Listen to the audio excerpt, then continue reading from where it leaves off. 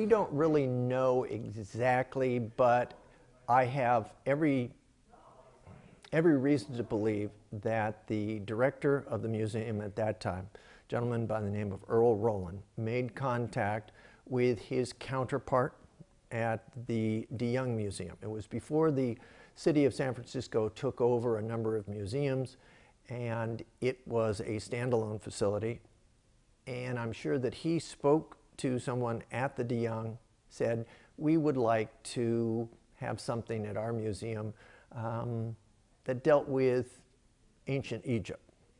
And obviously a deal was sealed, and this particular mummy came to the museum.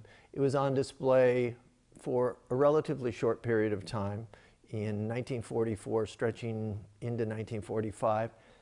And based on all the newspaper accounts, based on no follow-up in the newspaper afterwards, it went off display. It was unique in that admission to the museum was free, but to see the mummy, there was a surcharge. Very popular, and I remember in the Stockton Record advertisements of the period building up to this huge exit. One last week to see the mummy, 2 days left to see the mummy, and then I believe it was taken off display. I don't believe it ever returned to the Fine Arts Museum, or to the DeYoung rather. I believe it went into storage here at the museum.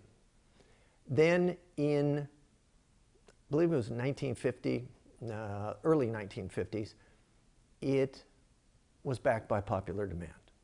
And this time it was accompanied by several purchases that the museum had made, including a mummified cat. So it wasn't just the mummy. You had, an entire cast of characters. We really don't hear much about it. I have not been able to find much in the record up until the early 1960s. And this is conjecture on my part, but I believe that Earl Rowland, who was the director at the time up till 1963 when he retired, I believe the incoming director, going through the collections in storage, finds a mummy and says, what the heck is this great item doing here in storage? And I believe that's when it came back on permanent display. And it was everywhere. We have, I believe the earliest photograph that I could find was dated around 1963. So it may have predated that, but we definitely have evidence in 1963. He then began his odyssey throughout the museum. We know he was on display in the vehicle gallery for a while. We know that he was on display outside of the old Native American rooms before they were remodeled.